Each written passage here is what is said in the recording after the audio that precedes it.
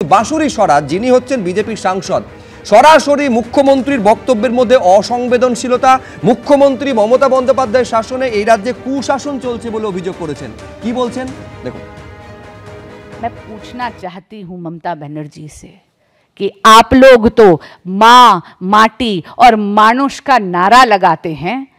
आपके इस संवेदनहीन, आपके इस कुशासन और आपकी इस दकियानूसी मानसिकता के कारण आज बंगाल में मां शर्मिंदा है, माटी लहूलुहान है और मानुष बेहाल है।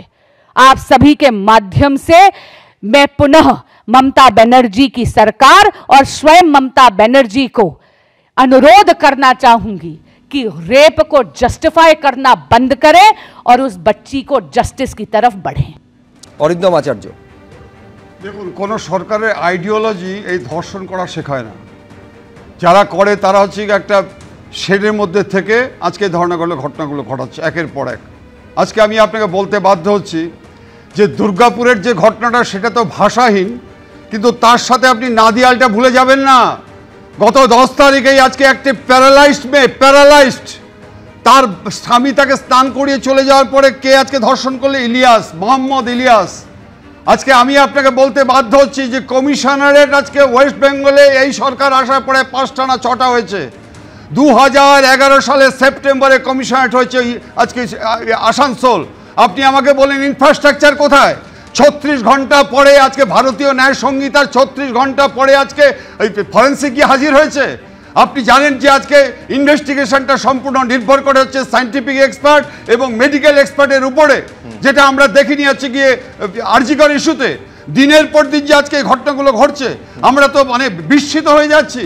আজকে কোনো পানিশমেন্ট নেই, দিনের পর দিন কি করে এগুলো হচ্ছে আপনি বলুন আমাকে। যে সমস্ত পুলিশ অফিসার আজকে তদন্ত নামে প্রহসনের সৃষ্টি করেছে, তাহলে তাদের আজকে হাইকোর্ট যখন নির্দিষ্টভাবে বলে দিচ্ছে কজন পুলিশ অফিসারের আজকে পানিশমেন্ট হয়েছে। দায়টা কার? পুলিশ প্রশাসনের ব্যর্থতা? পুলিশ প্রশাসনের ব্যর্থতা নাকি দায়টা হচ্ছে নির্যাতিতার, যিনি এই প্রশাসনের নাকি তার বাবার যিনি ভরসা করেছিলেন এই রাজ্য সরকারের ওপর, এই রাজ্য প্রশাসনের ওপর এবং তার মেয়েকে এই বাংলায় পাঠিয়েছিলেন পড়াশোনা করতে?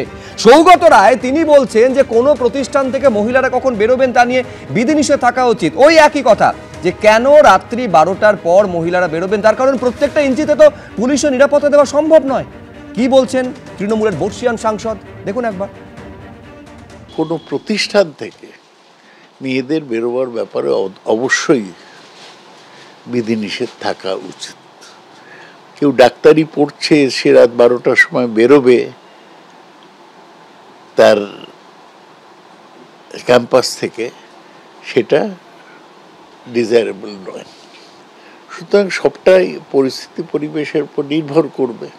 আমাদের দেশে এখনো মেয়েরা সব জায়গায় খোলাখুলি গভীর রাতে বেরোতে পারবে, এটা পরিবেশ হয়নি। আপনার কি মনে হয় মানে আমাদের রাজ্যে মানে 12টার পর মেয়েদের কি বেরোনো উচিত না? মেয়েরা একা একা বেরোবে কেন 12টার পরে? মুখ্যমন্ত্রী যা বলেছেন তো ঠিকই বলেছেন।